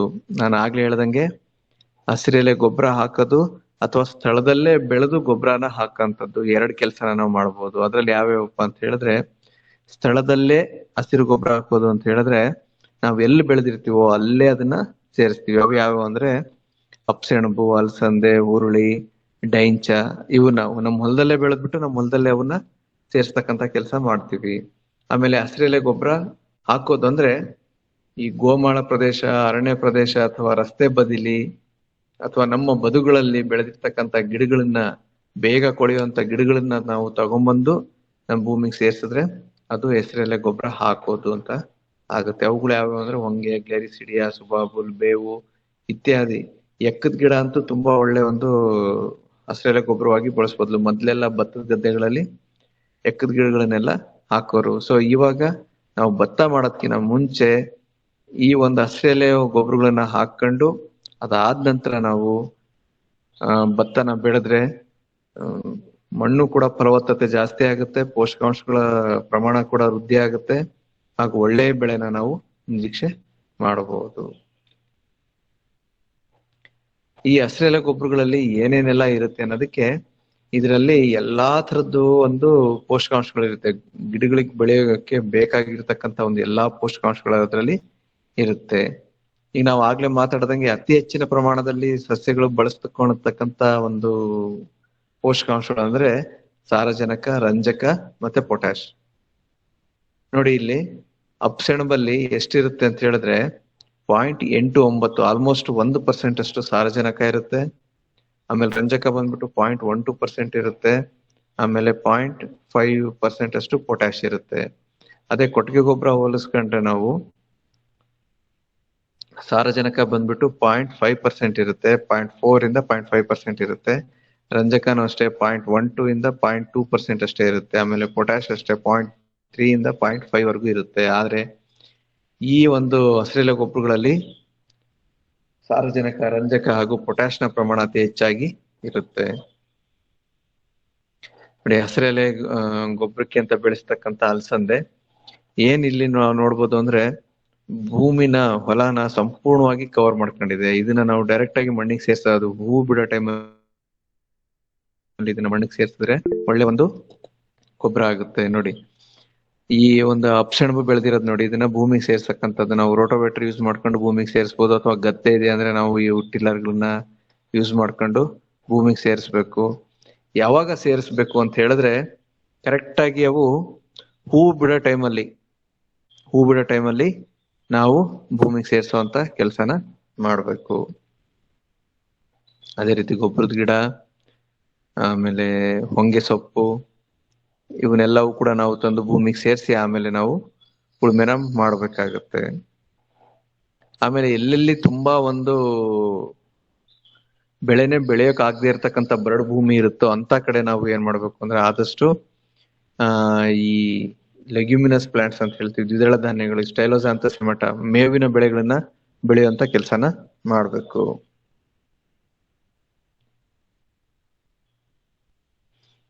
ಆಮೇಲೆ ಬೇಸಿಗೆಯಲ್ಲಿ ಇನ್ನೊಂದು ತುಂಬಾ ಮುಖ್ಯವಾಗಿ ನಾವು ಮಾಡ್ತಕ್ಕಂಥ ಕೆಲಸ ಏನಪ್ಪಾ ಅಂತ ಹೇಳಿದ್ರೆ ಕೆರೆ ಗೋಡನ್ನ ಮಣ್ಣಿಗೆ ಸೇರಿಸುವುದು. ನನಗೆ ಇತ್ತೀಚೆಗೆ ತುಂಬಾ ಜನ ರೈತರು ಫೋನ್ ಮಾಡಿ ಕೇಳ್ತಾರೆ, ಸರ್ ಕೆರೆಗೋಡ್ ಹಾಕಿದ್ರೆ ಒಳ್ಳೇದಾ ಕೆಟ್ಟದ ಕೆರೆಗೋಡ್ ಅಂತ ಬಹಳ ಜನ ಕೇಳ್ತಾರೆ. ಸೊ ನಾವು ಕೆರೆಗೋಡು ಮಣ್ಣಿಗೆ ಸೇರ್ಸೋದು ಎಷ್ಟು ಸೂಕ್ತ ಅಥವಾ ಎಷ್ಟು ಇದ್ರ ಬಗ್ಗೆ ನಾನು ಒಂದ್ ಸ್ವಲ್ಪ ಹೇಳಕ್ ನಿಮ್ಗೆ ಇಷ್ಟಪಡ್ತೀನಿ. ಇದು ಬೇಸಿಗೆಯಲ್ಲಿ ಮಾಡ್ತಕ್ಕಂಥ ತುಂಬಾ ಒಳ್ಳೆ ಕೆಲಸ. ಕೆರೆಗೋಡನ್ನ ಮಣ್ಣಿಗೆ ಸೇರ್ಸಿದ್ರೆ ಏನಾಗುತ್ತೆ ಅಂತ ಹೇಳಿದ್ರೆ ಮಣ್ಣಿನ ಫಲವತ್ತತೆ ಜಾಸ್ತಿ ಆಗುತ್ತೆ. ಯಾಕಂದ್ರೆ ಕೆರೆಗೋಡಲ್ಲಿ ಏನಪ್ಪಾ ಇರುತ್ತೆ ಅಂತ ಹೇಳಿದ್ರೆ ನಮ್ಮ ಹೊಲಗಳಿಂದ ಹರ್ಕೊಂಡು ಹೋಗಿರ್ತಕ್ಕಂಥದ್ದು, ನಮ್ಮ ಹೊಲಗಳಿಂದ ಕೊಚ್ಕೊಂಡು ಹೋಗಿರ್ತಕ್ಕಂಥ ಫಲವತ್ತಾದ ಮಣ್ಣು, ಕಸ ಕಡ್ಡಿಗಳು ಆ ಒಂದು ಕೆರೆಯ ಗೋಡಲ್ಲಿ ಇರ್ತಕ್ಕಂಥದ್ದು. ಯಾಕಂದ್ರೆ ಈಗ ಕೆರೆ ಒಣಗದೆ ಬೇಸಿಗೆಲಿ ಅಲ್ವಾ, ಆ ಕೆರೆ ಒಣಗಿದಾಗ ನಾವು ಆ ಕೆರೆಗೋಡನ್ನ ನಾವು ತಗೊಂಬಂದು ನಮ್ಮ ಹೊಲಗಳಿಗೆ ಹಾಕಿದಾಗ ಆ ಮತ್ತೆ ಕಸ ಕಡ್ಡಿನ ವಾಪಸ್ ತಂದು ನಮ್ಮ ಭೂಮಿಗೆ ಹಾಕ್ದಂಗಾಗುತ್ತೆ. ಹಾಗೆ ಫಲವತ್ತಾದ ಮಣ್ಣನ್ನ ಕೂಡ ನಾವು ತಂದು ಹಾಕ್ದಂಗಾಗುತ್ತೆ. ಆದ್ರೆ ಒಂದು ಇಲ್ಲಿ ನಾವು ನೆನ್ಪಿಟ್ಕೊಂಡಿರ್ಬೇಕು, ಮೊದಲೆಲ್ಲ ಏನಪ್ಪಾ ಅಂತ ಹೇಳಿದ್ರೆ ಬರೇ ಕಸ ಕಡ್ಡಿಂದಾನೇ ತುಂಬಿಕೊಂಡಿರೋದು ಕೆರೆಗೋಡು. ಜೇಡಿ ಅಂಶ ಸ್ವಲ್ಪ ಕಡಿಮೆ ಇರೋದು. ಆದ್ರೆ ಇತ್ತೀಚಿನ ದಿನಗಳಲ್ಲಿ ನಾವು ಕೆರೆಗೋಡು ಓಡಿಸ್ಬೇಕಾದ್ರೆ ನೋಡಿ ಓಡಿಸ್ಬೇಕು. ಯಾಕಂದ್ರೆ ಜೇಡಿ ಮಣ್ಣು, ಜಿಗಿಟು ಮಣ್ಣು ಏನಾದ್ರು ನಮ್ಮ ಹೊಲಕ್ಕೆ ಬಿತ್ತು ಅಂದ್ರೆ ಅದರಿಂದ ಸಾಕಷ್ಟು ಒಂದು ರೋಗಗಳು ಬರ್ತಕ್ಕಂತ ಚಾನ್ಸಸ್ ಇರುತ್ತೆ. ಯಾಕಂದ್ರೆ ಈ ಜಿಗಿಟು ಮಣ್ಣು ಏನಾದ್ರೂ ನಮ್ಮ ಹೊಲಕ್ಕೆ ಬಿತ್ತು ಅಂದ್ರೆ ಅಲ್ಲಿ ನೀರು ಇಂಗುವಂತ ಅಂಶ ಕಡಿಮೆ ಆಗ್ಬಿಡುತ್ತೆ. ಆಮೇಲೆ ಮಣ್ಣಲ್ಲಿ ಗಾಳಿ ಆಡುವಿಕೆ ಅಂತ ಹೇಳ್ತೀವಿ ನಾವು, ಏರಿಯೇಷನ್ ಅಂತ ಹೇಳ್ತೀವಿ, ಅದು ಕೂಡ ಕಡಿಮೆ ಆಗುತ್ತೆ. ಹಾಗಾಗ್ಬಿಟ್ಟು ನಾವು ಮಣ್ಣಲ್ಲಿ ನಾವು ಈ ಕೆರೆಗೋಡನ್ನ ಹೊಡಿಬೇಕಾದ್ರೆ ನೋಡ್ಬೇಕು, ಆ ಕೆರೆಗೋಡು ಫಲವತ್ತಾಗಿರ್ಬೇಕು, ಜೇಡಿ ಅಂಶ ಕಡಿಮೆ ಇರ್ಬೇಕು ಅಂತ ಒಂದು ಗೋಡು ಮಣ್ಣನ್ನ ನಾವು ಹಾಕ್ಬೇಕಾಗತ್ತೆ. ಅದು ಬಿಟ್ಟು ನಾವು ಏನೇನೋ ಹಾಕಿದ್ರೆ, ಆ ಜೇಡಿ ಮಣ್ಣನ್ನ ತಂದು ಹಾಕಿದ್ರೆ ಮಣ್ಣಲ್ಲಿ ಜೇಡಿ ಅಂಶ ಜಾಸ್ತಿ ಆಗುತ್ತೆ, ಅಲ್ಲಿ ಒಂದು ರೋಗಗಳ ಬಾಧೆ ಜಾಸ್ತಿ ಆಗುತ್ತೆ. ಉದಾಹರಣೆಗೆ ಈ ಅಡಕೆ ಗಿಡದಲ್ಲಿ ಯಾವುದೇ ಕಾರಣಕ್ಕೆ ಜೇಡಿ ಮಣ್ಣನ್ನ ಹೊಡಿಬಾರ್ದು. ಯಾಕಂದ್ರೆ ಅದಕ್ಕೆ ಒಳ್ಳೆ ಏರಿಯೇಷನ್ ಬೇಕು, ಮಣ್ಣಲ್ಲಿ ಗಾಳಿ ಆಡ್ತಕ್ಕಂಥದ್ದು ಬೇಕು, ಸಾಕಷ್ಟು ಪ್ರಮಾಣದ ತೇವಾಂಶನೂ ಬೇಕು, ಅದ್ರ ಜೊತೆಗೆ ಗಾಳಿನೂ ಕೂಡ ಆಡ್ಬೇಕು.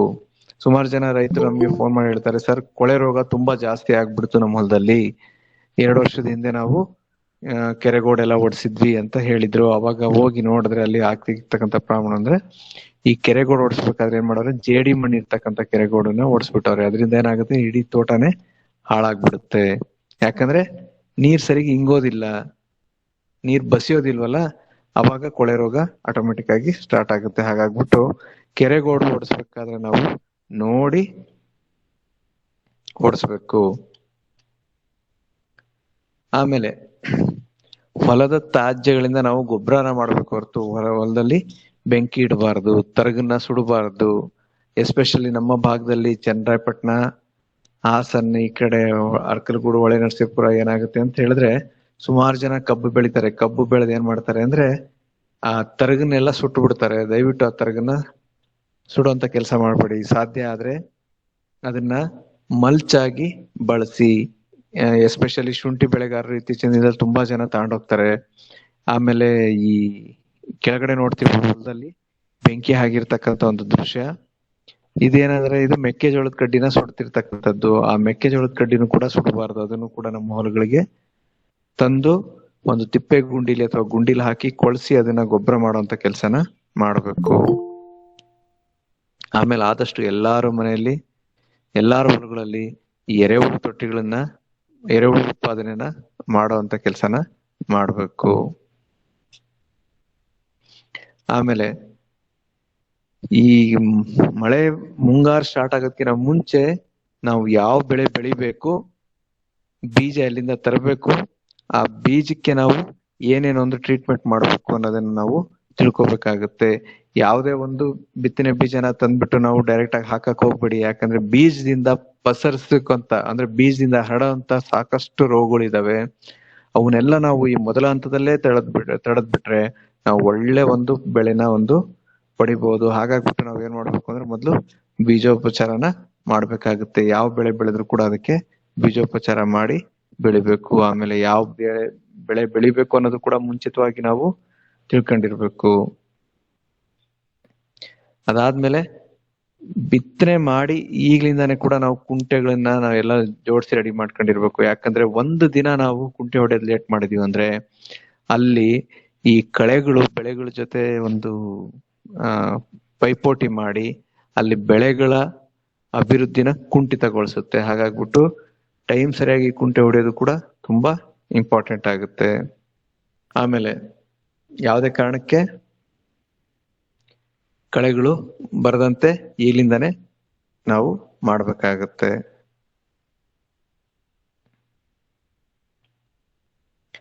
ಅದಾದ ನಂತರ ಇಲ್ಲಿ ನಾವು ಒಂದು ಗಮನಿಸಬೇಕಾದಂತ ವಿಷಯಗಳಂದ್ರೆ, ಈ ಬೀಜಗಳನ್ನ ನಾವು ಬರೇ ಕೆಮಿಕಲ್ಸ್ ಇಂದ ಟ್ರೀಟ್ ಮಾಡೋದಲ್ಲ, ಈ ಬೀಜಗಳನ್ನ ನಾವು ಬೇಸಿಗೆಯಲ್ಲೂ ಕೂಡ ಅಥವಾ ಮಳೆ ನೀರು ಕಡಿಮೆ ಆದ್ರೂ ಕೂಡ ಚೆನ್ನಾಗಿ ಬೆಳೆಯುವಂತೆ ಮಾಡ್ಬೇಕಾಗಿ ನಮ್ಮಲ್ಲಿ ಬರುತ್ತೆ. ಏನ್ ಮಾಡ್ಬೇಕು ಅಂತ ಹೇಳಿದ್ರೆ ಸೀಡ್ ಹಾರ್ಡನಿಂಗ್ ಅಂತ ನಾವು ಒಂದು ಇಂಗ್ಲಿಷ್ ಅಲ್ಲಿ ಕರಿತೀವಿ. ಸೀಡ್ ಹಾರ್ಡನಿಂಗ್ ಅಂದ್ರೆ ಈ ಬೀಜದ ಸ್ಥಿತಿಯಲ್ಲೇನೆ ಅವು ಒಂದು ಬರ ನಿರೋಧಕ ಶಕ್ತಿನ ನಾವು ಬೆಳೆಸ್ಕೊಳೋ ಅಂತ ಕೆಲಸನ ನಾವು ಮಾಡ್ಬೇಕಾಗುತ್ತೆ.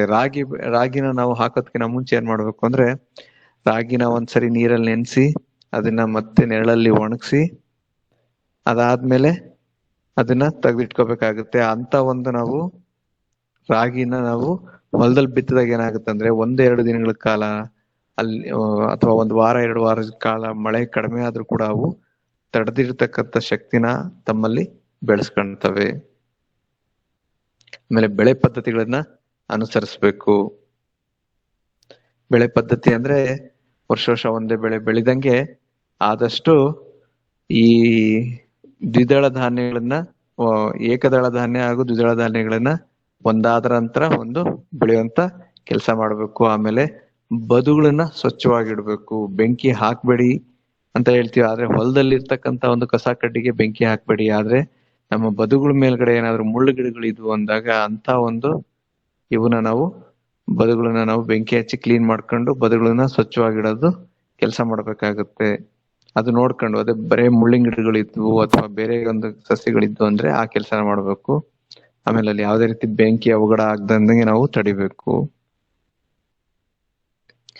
ಏನಕ್ಕೆ ಈ ದ್ವಿದಳ ಧಾನ್ಯಗಳನ್ನ ಮತ್ತು ಏಕದಳ ಧಾನ್ಯಗಳನ್ನ ಒಂದು ಪದ್ಧತಿಲಿ ಬೆಳಿಬೇಕು ಅಂತ ಹೇಳಿದ್ರೆ, ಈ ದ್ವಿದಳ ಧಾನ್ಯಗಳಲ್ಲಿ ಏನಾಗುತ್ತೆ ಅಂದ್ರೆ, ನೀವು ಗಿಡಗಳನ್ನ ಕಿತ್ತು ನೋಡಿದಾಗ, ಈ ತೊಗರಿ ಗಿಡನ ಅಥವಾ ಶೇಂಗದ ಗಿಡನ ಅಥವಾ ನಮ್ಮ ಅಲಸಂದೆ ಗಿಡಗಳನ್ನ ಕಿತ್ತು ನೋಡಿದಾಗ ಬೇರಲ್ಲಿ ಒಂದು ಗಂಟುಗಳು ಕಾಣಿಸುತ್ತೆ. ಅವು ಏನಪ್ಪ ಗಂಟುಗಳು ಅಂದ್ರೆ ಸಾರಜನಕದ ಗಂಟುಗಳು.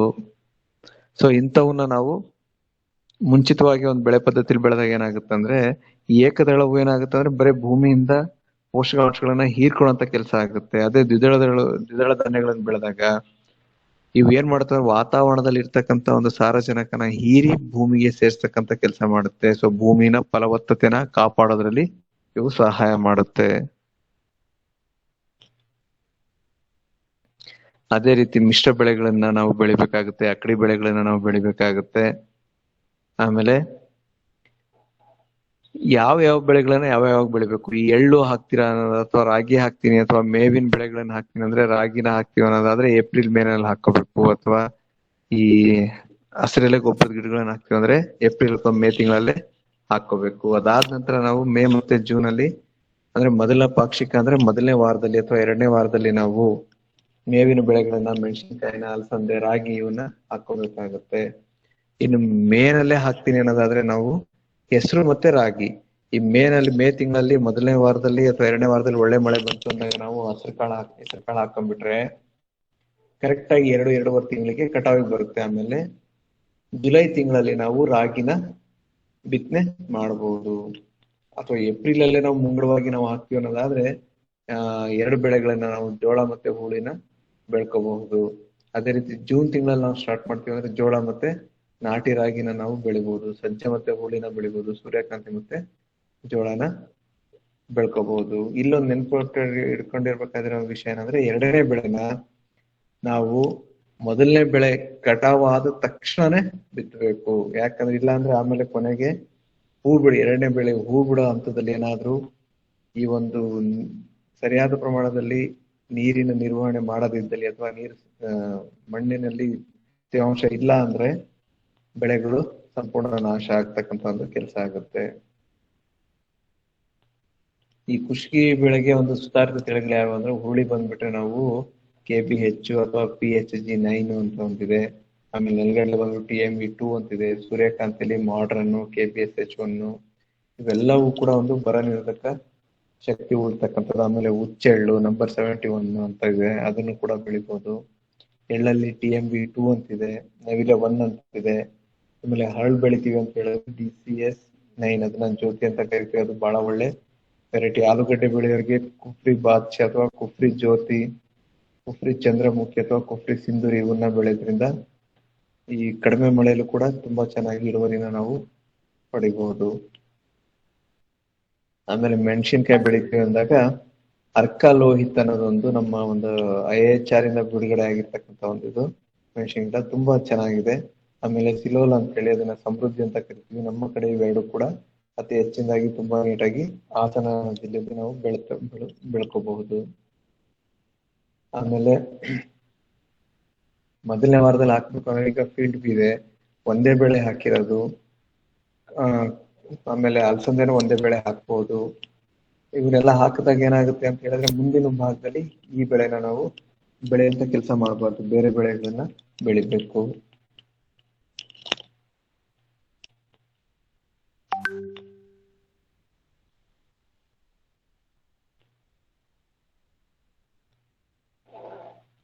ಇಲ್ಲಿ ಒಂದು ಗಮನಿಸಬೇಕಾಗಿರ್ತಕ್ಕಂಥ ಮುಂಗಾರು ಮಳೆಯು ಆರಂಭದ ತಡವಾದಾಗ, ಅಂದ್ರೆ ಮುಂಗಾರು ಮಳೆ ಬೀಳೋದು ಲೇಟ್ ಆಯ್ತು ಅಂದಾಗ ನಾವೇನ್ ಮಾಡ್ಬೇಕು, ರಾಗಿಯಲ್ಲಿ ಮಳೆಯ ಆರಂಭ ಮತ್ತು ಹಂಚಿಕೆಯ ಆಧಾರದ ಮೇಲೆ ಸೂಕ್ತ ತಳಿನ ಆಯ್ಕೆ ಮಾಡ್ಬೇಕು.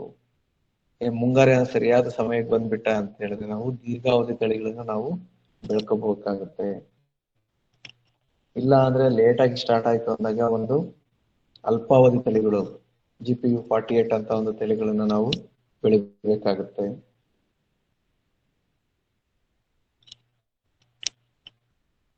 ಅದೇ ರೀತಿ ಒಣ ಬಿತ್ತನೆ ಅನ್ನೋದನ್ನ ಒಂದು ಮಾಡ್ಬೋದು. ಆದ್ರೆ ಇಲ್ಲಿ ಮಳೆ 100% ಬರುತ್ತೆ ಅನ್ನೋದಾದ್ರೆ ಮಾತ್ರ ನಾವು ಈ ಒಣ ಬಿತ್ತನೆನ ಮಾಡ್ಬೇಕಾಗ್ಬರುತ್ತೆ.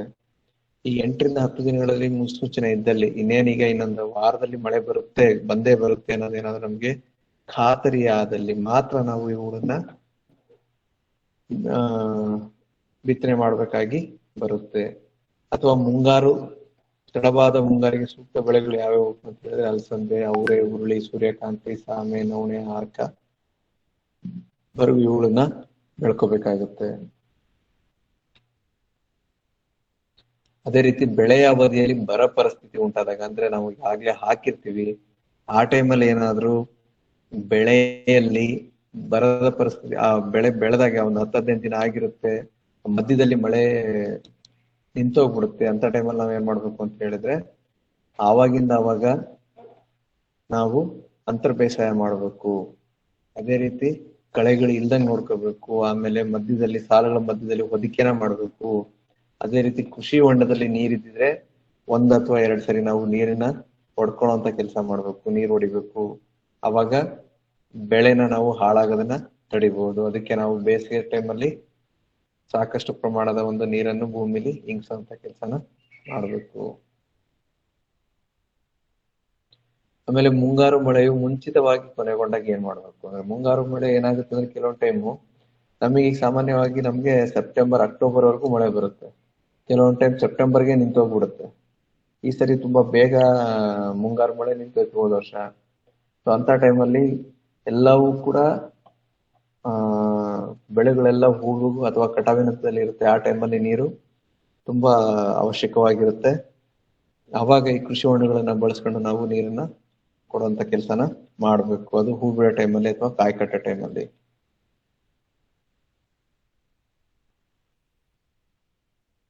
ಆದಷ್ಟು ಆಮೇಲೆ ಪೀಡೆ ನಿರ್ವಹಣೆ ಬಗ್ಗೆ ನಾವು ಹೇಳಿದ್ವಲ್ಲ, ಮಾಗಿ ಉಳುಮೆ ಮಾಡಿ ಮೊದಲನೇ ಹಂತದಲ್ಲೇ ನಾವು ಅವುಗಳನ್ನ ಕೀಟ ಬಾಧೆಯನ್ನ ಕಡಿಮೆ ಮಾಡ್ಕೊಂಡ್ಬಿಡ್ಬೇಕು.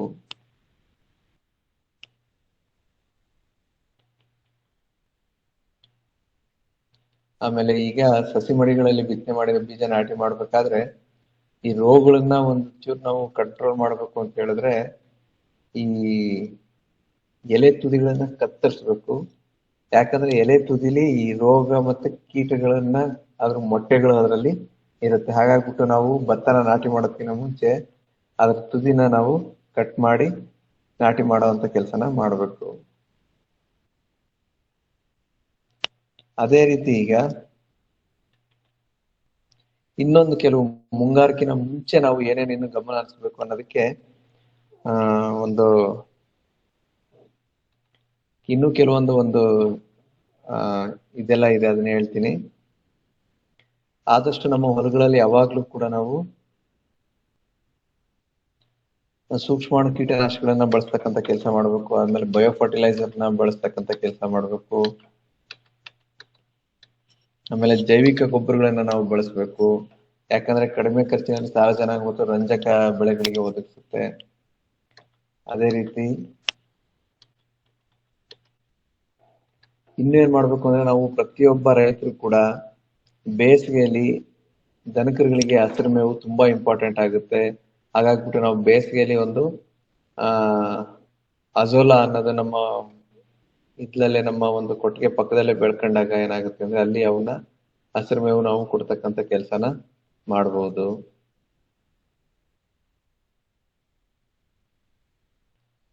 ಆಮೇಲೆ ಇನ್ನೂ ಒಂದು ಅಂತ ಹೇಳಿದ್ರೆ, ಈ ಬೇಸಿಗೆಯಲ್ಲಿ ಕೆಲವೊಂದು ಅಂಶನ ನಾವು ಗಮನದಲ್ಲಿಡಬೇಕು. ಈಗ ಒಂದು ಕೃಷಿಗೆ ಸಂಬಂಧಪಟ್ಟಿದ್ದಂಗೆ ಎಲ್ಲ ಅದು. ಆಮೇಲೆ ಜಾನುವಾರುಗಳಿಗೆ ಈ ಮಳೆಗಾಲ ಸ್ಟಾರ್ಟ್ ಆಯ್ತು ಅಂತ ತಕ್ಷಣ ಏನಾಗುತ್ತೆ, ಕಾಲು ಬಾಯಿ ಜ್ವರ ರೋಗ ಬರುತ್ತೆ, ಕಾಲು ಮತ್ತೆ ಬಾಯಿ ರೋಗ ಬರುತ್ತೆ. ಅವನ್ನ ತಡೆಗಟ್ಟೋದಕ್ಕೆ ನಾವ್ ಏನ್ ಮಾಡ್ಬೇಕು ಅಂದ್ರೆ, ಲಸಿಕೆಗಳನ್ನ ಈ ಮುಂಚಿತವಾಗಿ ನಾವು ನಮ್ಮ ರಾಸುಗಳಿಗೆ ಕೊಡ್ಸ್ತಕ್ಕಂತ ಕೆಲಸ ಮಾಡ್ಬೇಕು. ಎಸ್ಪೆಷಲಿ ಕಾಲುಬಾಯಿ ರೋಗ ಇತ್ತೀಚಿನ ದಿನಗಳಲ್ಲಿ ಜಾಸ್ತಿ ಆಗಿರೋದ್ರಿಂದ ಮುಂಚಿತವಾಗಿ ನಾವು ಗಮನಿಸ್ಬೇಕು. ಆಮೇಲೆ ಬಹುವಾರ್ಷಿಕ ಬೆಳೆಗಳಲ್ಲಿ ಅಂದ್ರೆ ತೋಟದ ಬೆಳೆಗಳಲ್ಲಿ ನಾವು ಹಸಿರೆಲೆ ಗೊಬ್ಬರಗಳನ್ನ ಹಾಕೋಬೇಕು. ಆಮೇಲೆ ಬದುಗಳಲ್ಲಿ ಈ ತೋಟ ಇರುತ್ತಲ್ಲ, ತೋಟದ ಬದುಗಳಲ್ಲಿ ಅಲ್ಲೆಲ್ಲವೂ ಕೂಡ ಈ ಕೀಟ ಮತ್ತು ರೋಗಗಳ ಆಶ್ರಯ ಸಸ್ಯಗಳಿರುತ್ತೆ, ತುಂಬಾ ಕಳೆಗಳೆಲ್ಲ ಇರೋದ್ರಿಂದ ಅವನ್ನೆಲ್ಲ ನಾವು ತೆಗಿಯುವಂತ ಕೆಲಸಗಳನ್ನ ಮಾಡಬೇಕು. ಆಮೇಲೆ ಎಲ್ಲಾ ತೋಟದ ಬೆಳೆಗಳಲ್ಲಿ ಹಸಿರೆಲೆ ಗೊಬ್ಬರಗಳನ್ನ ಹಾಕೊಂಡು ಅವನ್ನ ಭೂಮಿಯಲ್ಲಿ ಸೇರ್ಸೋದ್ರಿಂದ ನಮ್ಮ ಒಳ್ಳೆ ಬೆಳೆನ ನಾವು ಪಡೆಯಬಹುದು. ಆಮೇಲೆ ಮೊದಲನೇ ಮಳೆ ಆದ ತಕ್ಷಣ ನಾವು ಮಾಗಿ ಉಳುಮೆನ ಕಂಪಲ್ಸರಿಯಾಗಿ ಮಾಡಬೇಕು. ಆಮೇಲೆ ಮಣ್ಣಲ್ಲಿ ಸಾವಯವ ಅಂಶಗಳನ್ನ ನಾವು ಸೇರ್ಸ್ತಕ್ಕಂಥದ್ದು. ಆಮೇಲೆ ಸಮಸ್ಯಾತ್ಮಕ ಮಣ್ಣುಗಳೇನಾದ್ರೂ ಇದ್ರೆ, ಆಗ್ಲೇ ಹೇಳಿದೆ ನಿಮ್ಗೆ, ಆಸಿಡ್ ಸಾಯಿಲ್ಸ್ ಅಥವಾ ಸಾಲ್ಟ್ ಎಫೆಕ್ಟೆಡ್ ಸಾಯಿಲ್ಸ್ ಇದ್ರೆ ಅಲ್ಲಿ ನಾವು ಅವುಗಳನ್ನ ತಕ್ಷಣ ಅದಕ್ಕೆ ಬೇಕಾದಂತ ಪರಿಹಾರ ನಾವು ಮಾಡ್ಕೋಬೇಕಾಗತ್ತೆ. ಈ ತರ ನಾವು ಅವಾಗಿಂದ ಅವಾಗ ಪ್ರತಿಯೊಂದು ನಾವು ಬೆಳೆಗಳಲ್ಲಿ ಸೀಸನ್ ಅನುಸಾರವಾಗಿ ಕೆಲವೊಂದು ಕೆಲಸಗಳನ್ನ ಮಾಡ್ಕೊಂಡ್ರೆ ನಾವು ಒಳ್ಳೆ ಇಳುವರಿನ ಪಡಿಬಹುದು.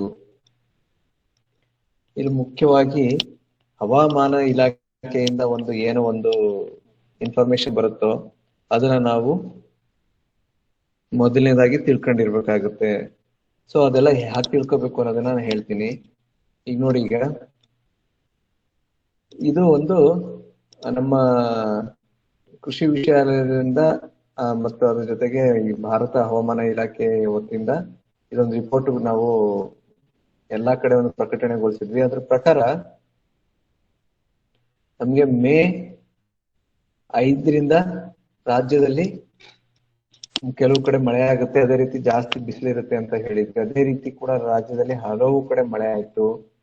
ಅದೇ ರೀತಿ 8ರಿಂದ 12ರವರೆಗೂ 13ರವರೆಗೂ ನಮ್ಗೆ ಗುಡುಗು ಸಹಿತ ಮಳೆ ಆಗುತ್ತೆ ಅಂತ ಹೇಳಿದ್ವಿ. ನೋಡ್ರಿ, 7ರಿಂದ 11ರವರೆಗೂ ಗುಡುಗು ಸಹಿತ ಮಳೆ ಆಗುತ್ತೆ ಅಂತ ಹೇಳಿದ್ವಿ. ಅದೇ ರೀತಿ ಮಳೆ ಆಗ್ತಾ ಇದಾವೆ. ಎಲ್ಲಾ ಸಮಯದಲ್ಲಿ ಎಲ್ಲಾ ರೀತಿ ಆಗುತ್ತೆ ಗೊತ್ತಿಲ್ಲ, ಕೆಲವೊಂದು ಕಡೆ ಅಂತೂ 100ಕ್ಕೆ 80ರಷ್ಟು ಅಂತೂ ನಿಜ ಆಗುತ್ತೆ. ಸೊ ಇಂಥವನ್ನ ನಾವು ತಿಳ್ಕೊಂಡಾಗ ಒಣ ಬಿತ್ತನೆ ಕೂಡ ನಾವು ಕೈಗೊಳ್ಳಕ್ಕೆ ಧೈರ್ಯ ಮಾಡಬಹುದು. ನೋಡಿ, ಎಲ್ಲೆಲ್ಲಿ ಎಷ್ಟೆಷ್ಟು ಮಳೆ ಆಗುತ್ತೆ, ಯಾವ ಆಗುತ್ತೆ ಅನ್ನೋದನ್ನು ಕೂಡ ಒಂದು ಪಟ್ಟಿನ ಬಿಡುಗಡೆ ಮಾಡಿದ್ವಿ. ನೋಡಿ, ಎಲ್ಲೆಲ್ಲಿ ಹಸಿರು ಭಾಗ ಕಾಣಿಸ್ತಿದೆ ಅಲ್ಲೆಲ್ಲ ತುಂಬಾ ಜಾಸ್ತಿ ಮಳೆ ಬರುತ್ತೆ ಅಂತ ಹೇಳಿದ್ವಿ. ಅದೇ ರೀತಿ ಮಳೆ ಆಗಿದೆ. ಆಮೇಲೆ ನಮ್ಮ ಭಾಗದಲ್ಲಿ ಚಿಕ್ಕಮಂಗಳೂರು, ಹಾಸನ ಈ ಭಾಗದಲ್ಲಿ ನೋಡ್ಬೇಕಾದ್ರೆ ನಾವು ಶಿವಮೊಗ್ಗ, ಹಾಸನ ಮತ್ತು ಚಿಕ್ಕಮಗಳೂರು ಜಿಲ್ಲೆಯಲ್ಲಿ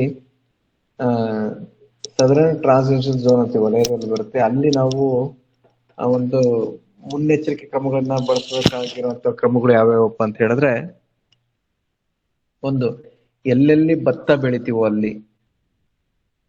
ಅಲ್ಲಲ್ಲಿ ಒಂದು ಈ ಕಾಂಡ ಕೊರೆಯುವ ಹುಳುಗಳನ್ನ ಕಾಣಿಸುತ್ತೆ. ಸೊ ಇವೆಲ್ಲ ಪೂರ್ವ ಮುಂಗಾರು ಮಳೆಯಾದ ಪ್ರದೇಶದಲ್ಲಿ ಆಳವಾದ ಉಳುಮೆ ಮಾಡಿ ಮೂಲಕ ಸೂರ್ಯನ ಬೆಳಕಿಗೆ ಕೀಟ ಮತ್ತು ರೋಗದ ಬೀಜಗಳನ್ನ ಹಾಗೂ ಕಳೆಯ ಬೀಜಗಳನ್ನ ನಾವು ಸೂರ್ಯನ ಬಿಸಿಲಿಗೆ ತೆರೆದಿಡುವುದರಿಂದ ಮುಂದಿನ ಬೆಳೆಗಳಿಗೆ ಇವುಗಳ ಬಾಧೆ ಕಡಿಮೆ ಆಗುತ್ತೆ. ಸೊ ಮಾಗಿ ಉಳುಮೆ ಮಾಡೋದ್ರಿಂದ ಸುಮಾರು ಒಂದು ರೋಗ ಮತ್ತು ಕೀಟಗಳನ್ನ ಬಾಧೆಯನ್ನ ನಾವು ಮುಂಚಿತವಾಗಿ ಕಡಿಮೆ ಮಾಡಬಹುದು. ಆಮೇಲೆ ಕಂದು ಜೊಕ್ಕೆ ರೋಗ, ಊದು ಭತ್ತ, ಇವೆಲ್ಲವೂ ಕೂಡ ಭತ್ತದಲ್ಲಿ ಇವೆಲ್ಲ ಬರ್ತಕ್ಕಂಥವನ್ನ ನಾವು ಕಡಿಮೆ ಮಾಡ್ತಕ್ಕಂಥ ಒಂದು ಕೆಲಸನ ಮಾಡಬಹುದು. ಎಷ್ಟು ಪೂರ್ವ ಮುಂಗಾರು ಸಿದ್ಧತೆಗಳಿವು. ಮಾಗಿ ಉಳುಮೆ ಮಾಡೋದು ತುಂಬಾ ಇಂಪಾರ್ಟೆಂಟ್ ಆಗುತ್ತೆ. ಆಮೇಲೆ ಅದೇ ರೀತಿ ತೆಂಗಲ್ಲಿ ನುಸಿ ಮತ್ತೆ ಎಲೆ ಚುಕ್ಕೆ ರೋಗಗಳು ಕೂಡ ಕಡಿಮೆ ಆಗುತ್ತೆ. ಶುಂಠಿ ಅಥವಾ ಅರಿಶಿಣ ಯಾರ್ಯಾರು ಬೆಳಿತಿರೋ ಅವ್ರಿಗೆ ಮಣ್ಣಿನ ಪರೀಕ್ಷೆ ಅನುಸಾರವಾಗಿ ಮಣ್ಣಿಗೆ ಸಾರಜನಕ 6.5ಕ್ಕಿಂತ ಕಡಿಮೆ ಇದ್ದರೆ ಕೃಷಿ ಸುಣ್ಣ ಅಗ್ರಿಕಲ್ಚರಲ್ ಲೈಮ್ ಅಂತ ಹೇಳ್ತೀವಿ, ಅದನ್ನ ನಾವು ಸೇರಿಸಿ ಅದರ ರಸಸಾರ 7ಕ್ಕೆ ಬರ್ಬೇಕು. 7ಕ್ಕಿಂತ ಜಾಸ್ತಿ ಇತ್ತು, 7.5, 8 ಏನಾದ್ರು ಇತ್ತು ಅಂದಾಗ ನಾವೇನ್ ಮಾಡ್ಬೇಕಾದ್ರೆ ಜಿಪ್ಸಮ್ ಅನ್ನೋದನ್ನ ತಗೊಂಡ್ಬಂದು ನಮ್ಮ ಹೊಲಕ್ಕೆ ಈ ಬೇಸಿಗೆಲೆ ಹಾಕೋಬೇಕು. ಶುಂಠಿ ಬೆಳೆಯೋದಕ್ಕಿಂತ ಮುಂಚಿತವಾಗಿ ಭೂಮಿಗೆ ಸೇರಿಸ್ಬೇಕು. ಆಮೇಲೆ ಬಿತ್ತನೆಗೆ ಯಾವಾಗ್ಲೂ ಕೂಡ ರೋಗರಹಿತ ಗೆಡ್ಡೆಗಳನ್ನ ಬೀಜಗಳನ್ನ ತಂದು ಬಿತ್ತಬೇಕು. ನೀರ್ ನಿಲ್ಲದೆ ಹಾಗೆ ಯಾವಾಗ್ಲೂ ಏರ್ ಮಾಡಿ ಬಿತ್ತಬೇಕು. ಆದಷ್ಟು 1 ಕ್ವಿಂಟಲ್ ಬೇವಿನ ನಾಟಿ ಮಾಡುವಾಗ 1 ಕ್ವಿಂಟಲ್ ಬೇವಿನ ಹಿಂಡಿ ಜೊತೆ 1 kg ಟ್ರೈಕೋಡರ್ಮಾ ಜೈವಿಕ ಶಿಲೀಂಧ್ರನಾಶಕ ಪ್ರತಿ ಎಕರೆಗೆ ಬಿತ್ತನೆ ಮಾಡುವಾಗ ಬೆರೆಸ್ಬೇಕು. ಆಮೇಲೆ ಕರಿಮೆಣಸು, ಯಾರ್ಯಾರು ಬೆಳಿತಿರೋ ಅಲ್ಲೆಲ್ಲ ಕೂಡ ನಾವು ಈ ಚಿಬ್ ರೋಗ ಬರಿದಂಗೆನೆ ಪ್ರತಿ ಲೀಟರ್ ನೀರಿಗೆ 1 ಗ್ರಾಂ ಕಾರ್ಬನ್ ಡೈಸಿಮ್ ಬೆರೆಸಿ ಸಿಂಪಡಿಸ್ಬೇಕು. ಶೀಘ್ರ ಸೊರಗು ಕ್ವಿಕ್ ವಿಲ್ಟ್ ಅಂತ ಹೇಳ್ತೀವಿ, ಇತ್ತೀಚಿನ ದಿನದಲ್ಲಿ ನಾವು ಬಹಳ ನೋಡ್ತಾ ಇದೀವಿ. ಅವನ್ನೂ ಕೂಡ ನಾವು ಮೆಟಲಾಕ್ಸಿಲ್ ಆಗಿರ್ಬೋದು ಅಥವಾ COC ತಾಮ್ರದ ಆಕ್ಸಿಕ್ಲೋರೈಡ್ ಆಗಿರ್ಬೋದು, ಆಮೇಲೆ ಬೋಡೋ ದ್ರಾವಣ ಆಗಿರ್ಬೋದು, ಇವನ್ನ ನಾವು ಮಣ್ಣಿಗೆ ಸೇರಿಸ್ಬೇಕಾಗುತ್ತೆ. ಅದೇ ರೀತಿ ಕ್ವಿಕ್ ವಿಲ್ಟ್ಗೆ ಕೆಲವೊಂದು ಬಯೋ ಫರ್ಟಿಲೈಸರ್ಸ್ ಅಂತ ಹೇಳ್ತೀವಿ, ಜೈವಿಕ ಗೊಬ್ಬರಗಳು ಅಂತ ಹೇಳ್ತೀವಿ, ಅವನ್ನು ಕೂಡ ನಾವು ಮಣ್ಣಿಗೆ ಸೇರಿಸಬಹುದು. ಅದರಿಂದನೂ ಕೂಡ ಸುಮಾರು ಕಡಿಮೆ ಆಗಿರ್ತಕ್ಕಂಥ ಬರುತ್ತೆ. ಆಮೇಲೆ ಕಬ್ಬಲ್ಲಿ ಎಲೆ ಚುಕ್ಕೆ ರೋಗ, ಗೆದ್ದಲು ಹುಳ, ಆಮೇಲೆ ಸ್ಟೈಗಾ ಅಂತ ಕಳೆ ಬರುತ್ತೆ. ಈ 2 ಗೆದ್ದಲು ಮತ್ತೆ ಎಲೆ ಚುಕ್ಕ ರೋಗನ ಕಡಿಮೆ ಮಾಡ್ಬೇಕು ಅಂದ್ರೆ ಒಂದು ಚೆನ್ನಾಗಿ ಗಾಳಿ ಆಡ್ಬೇಕು. ಆಮೇಲೆ 3-4 ವರ್ಷಕ್ಕಿಂತ ಜಾಸ್ತಿ ನಾವು ರೊಟೇಷನ್ ಮಾಡಬಾರ್ದು. 3 ವರ್ಷಕ್ಕೊಂದ್ಸರಿನಾದ್ರೂ ನಾವು ಹೊಸದಾಗಿ ತೆಗೆದ್ಬಿಟ್ಟು ಬೇರೆ ಒಂದು ಕಬ್ಬನ್ನ ಹಾಕಬೇಕಾಗತ್ತೆ. ಆಮೇಲೆ ಕೋಳಿ ಯಾರಾದ್ರೂ ಕೋಳಿ ಸಾಕಾಣಿಕೆ ಮಾಡ್ತಾ ಇದೀವಿ ಅನ್ನೋದಾದ್ರೆ ದೇಸಿ, ಬ್ರಾಯ್ಲರ್, ಮೊಟ್ಟೆ ಯಾವುದೇ ಒಂದಾಗಿದ್ರೆ ಅಲ್ಲಿ ರಾಣಿಕೇತನದ ರೋಗದ ವಿರುದ್ಧ ನೀರಿನ ಮುಖಾಂತರ ಲಸಿಕೆನ ಹಾಕ್ಬೇಕು. ಈ ಬೇಸಿಗೆಲ್ಲ ಇವೆಲ್ಲ ಮುಂಗಾರು ಬರೋದಕ್ಕಿಂತ ಮುಂಚೆ ಇವನ್ನೆಲ್ಲ ಹಾಕಿದ್ರೆ ಮುಂಗಾರಿನಲ್ಲಿ ಈ ರೋಗಗಳು ಬರೋದನ್ನ ನಾವು ಮುಂಚಿತವಾಗಿ ತಡಿಬಹುದು. ಆಮೇಲೆ ಪಶು ಸಂಗೋಪನೆ, ಆಗ್ಲೇ ಹೇಳಿದೆ ನಿಮ್ಗೆ, ರೈತರ ಕೆಚ್ಚಲು ಬಾವು ಬರ್ತಕ್ಕಂಥದ್ದು, ಹಾಲಿನಲ್ಲಿ ವಾಸನೆ ಚೇಂಜ್ ಆಗುತ್ತೆ, ಅದನ್ನ ನೋಡಿ ನಾವು ಬೇಗ ಪತ್ತೆ ಹಚ್ಚಿ ಅದಕ್ಕೆ ಏನೇನ್ ಬೇಕೋ ಎಲ್ಲಾ ಔಷಧಿಗಳನ್ನ ತಂದು ಅದನ್ನ ನಾವು ನಿವಾರಿಸ್ಕೊಳ್ಬೇಕಾಗತ್ತೆ. ಆಮೇಲೆ ಅದನ್ನ ಯಾವ ರೀತಿ ಮಾಡ್ಬೇಕು ಅಂದ್ರೆ ಎಲ್ಲಿ ನಾವು ಬಾಧೆಗೆ ಒಳಪಟ್ಟಿರ್ತಕ್ಕಂಥ ಕೆಚ್ಚಲು ಇರುತ್ತಲ್ಲ, ಆ ಮಲೆ ತೊಟ್ಟಿನ ಸಂಪೂರ್ಣವಾಗಿ ಹಾಲನ್ನು ತೆಗೆದು ಪೆಡಿಸ್ಟ್ರಿನ್ ಆಯಿಂಟ್ಮೆಂಟ್ ಅನ್ನ ಹಚ್ಚಬೇಕಾಗುತ್ತೆ. ಹಾಗೆ ಮಾಡೋದ್ರಿಂದ ಕೆಚ್ಚಲು ಬಾವು ಕೂಡ ಕಡಿಮೆ ಆಗುತ್ತೆ. ಸೊ ಈ ಒಂದು ಎಲ್ಲಾ ವಿಷಯಗಳನ್ನ ನಾವು ಪೂರ್ವ ಮುಂಗಾರಲ್ಲೇ ಮಾಡ್ಕೋಬೇಕು. ಅವಾಗ ನಮ್ಗೆ ಒಂದು ರೋಗದ ಬಗ್ಗೆ, ಕೀಟದ ಬಗ್ಗೆ ಹಾಗೂ ಒಂದು ಒಳ್ಳೆ ಬೆಳೆನ ಬೆಳೆಯೋದ್ರಲ್ಲಿ, ಆಮೇಲೆ ಸಮಗ್ರ ಕೃಷಿ ಪದ್ಧತಿನ ಅಳವಡಿಸ್ಕೊಳ್ಳೋದ್ರಲ್ಲಿ ನಮ್ಗೆ ಸಹಾಯ ಆಗುತ್ತೆ.